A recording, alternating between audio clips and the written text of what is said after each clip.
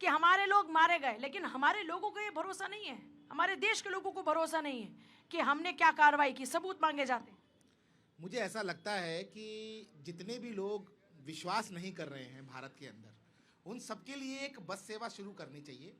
उन सभी स्थानों पे जहां पर हमारी ब्रह्मोस घुस घुस कर विस्फोट करके आई, हमारे जहाज़ों ने वहां पर जो मिसाइलें फेंकी, उन सभी स्थानों का दर्शन हमारी सरकार को अरेंज करना चाहिए।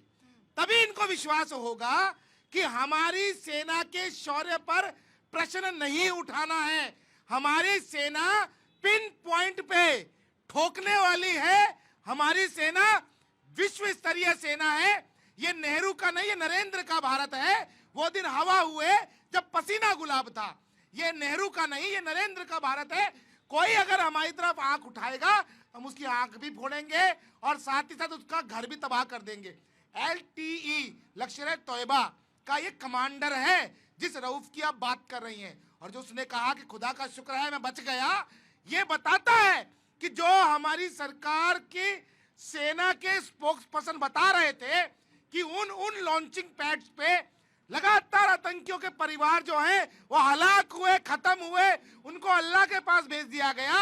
तो ये चीज सच थी।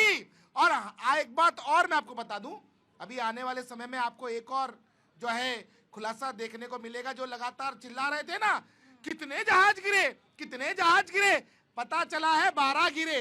लेकिन एक भी उसमें ना सुखोई था, ना एक भी मिराज था, ना एक भी रफेल था।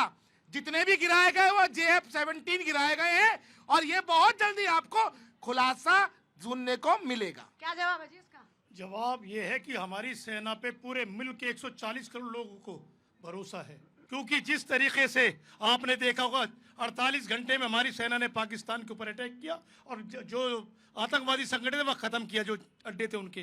तो इसलिए हम कहेंगे कि हमारी सेना पे कभी भी किसी भी हिंदुस्तान के नागरिक ने आवाज नहीं उठाई, ना उंगली उठाई।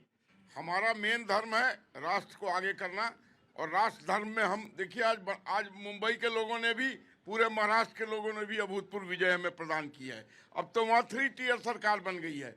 और रही पाकिस्तान की बात, तो जिसको हम 2 दिन में मसल सकते हैं, उसमें हम 20 दिन तक जाके सिर क्यों खपाएं? पूरे विश्व के लोग चाहते थे। विश्व एक सेकंड हाँ, थोड़ा सा आगे आइए। आधे घंटे में मसल सकते हो उसे हम, पाकिस्तान को हाँ आधे घंटे में। कितनी देर लगेगी जी पाकिस्तान के लिए? आधा घंटा भी ज्यादा बोल दिया मैंने वैसे। सेना पे पूरा भरोसा है ना?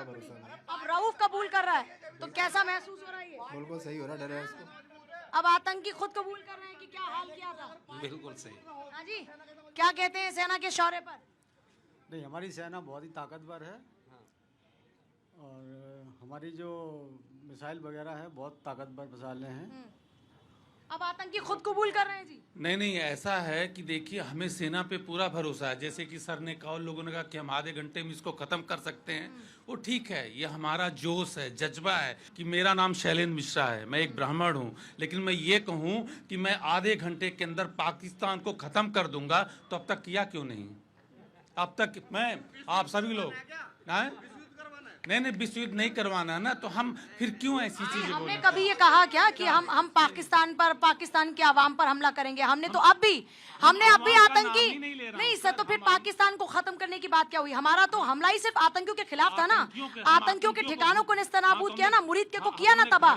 अब आतंकी कह रहे हैं ना खुद इस बात को, फिर कौन से मनन की बात कर रहे हैं? हाँ, तो घर में घुस के मारा ना। हम कौन से मनन की हम आतंकी की बात करेंगे। हम क्या आतंकियों को घुस के मारेंगे, ना कि हम पाकिस्तान को मारेंगे। आतंकियों को जो पालेगा पोसेगा उसको दिल से लगाएंगे। हम आतंकियों को मारेंगे।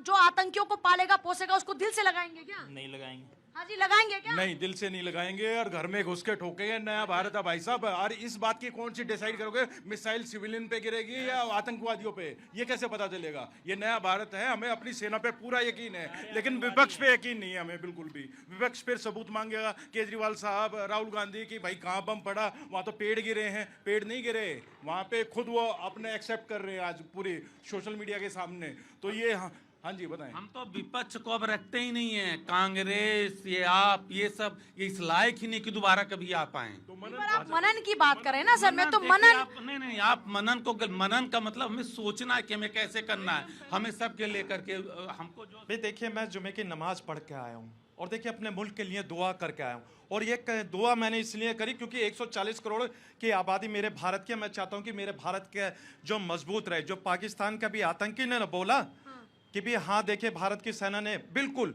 इंशाल्लाह हम तो उनको ऐसी जगह पर मारेंगे जहां उनको जमीन भी ना मिलेगी दफनाने के लिए। भाई पाकिस्तान की औकात क्या है हमारे सामने? हमें तो अपनी आर्मी पर पूरा फक्र है, इतना और फक्र। सरकार पर देखिए सरकार की बात आप करती हैं तो सरकार के नुमाइंदे खड़े हैं, मैं फिर वही बात कहूंगा, सुन लीजिए। नहीं देखिए अभी फिर देश के अंदर पत्थरबाजी क्यों होती है? मैं जो देश के अंदर हमारी सेना है या हमारी पुलिस है, अब दिल्ली में पत्थरबाजी हुई ना, क्यों ये पत्थरबाजी करते हैं? पीस पार्टी के प्रवक्ता हैं, इनका जो पीस पार्टी का नाम रख दो उत्पाद पार्टी को, पत्थर तो यही मारते हैं ना, हम तो पत्थर नहीं मारते। तो ये आज ये पत्थर के ये कह रहे हैं पाकिस्तान को हम खत्म कर देंगे। पूजा जी एक मिनट, मैं माफ़ी चाहता हूँ कि मैंने बीच में उठा, मुझे ऐसा नहीं करना चाहिए था। मैं शुरुआत करता हूँ, बिस्मिल्लाहिर्रहमानिर्रहीम, जय हिंद, वंदे मातरम, भारत माता की जय।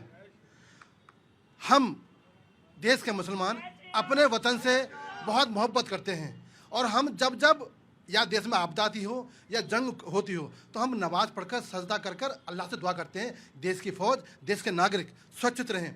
और आज जो कबूला है पाकिस्तान ने, वो मेरे लिए महत्वपूर्ण नहीं है।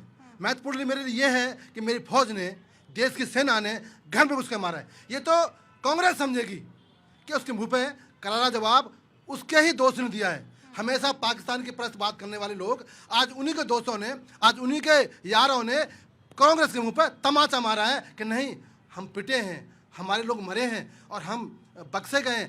अब सुन लो, ये फौज देश की फौज है और इसका नेतृत्व प्रधानमंत्री नरेंद्र मोदी कर रहे हैं, जो देश के रक्षा कवच हैं।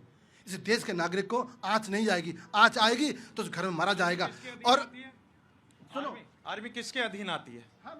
नहीं मैं वही पूछना चाहता हूँ भाई, मैं भारत का रहने वाला हूँ, भारत की बात सुनाता हूँ भाई। मैंने एक बात कही कि पाकिस्तान की कोई हैसियत नहीं है हम लोगों के सामने, जब चाहे हम उनको भीख मंगवा सकते हैं, चाहे बांग्लादेश हो या पाकिस्तान हो। हम लोगों को अपनी आर्मी पे पूरा फक्र है कि भारत के मुसलमान को पाकिस्तान और चाइना के बॉर्डर पर भेज दे, इंशाल्लाह सबको खत्म कर देंगे और वहां अपना किसी ने रोका थोड़ी है हाजी नाज़िम, नहीं कि आपको मौका क्यों दिया जाए।